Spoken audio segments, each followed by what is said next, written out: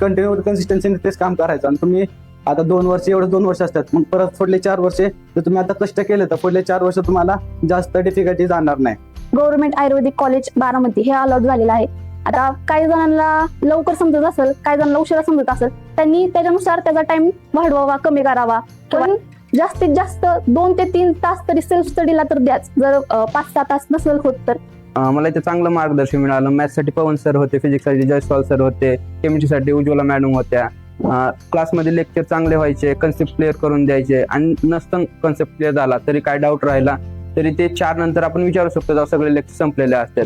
आणि कन्सेप्ट आणि PYQ एवढं जरी केलं तरी कुठली एंट्रन्स एक्झाम असं पास करणं काय अवघड नाहीये. फक्त कन्सिस्टन्सी महत्वाची, रेग्युलर अभ्यास करणं महत्वाचं आहे. माझं DY पाटील कॉलेज तळेगावला AIML ला ऍडमिशन अलॉट झाले.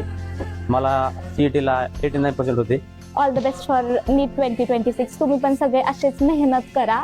तुम्ही पण ह्या ठिकाणी पुढच्या वर्षी असतात. थँक्यू.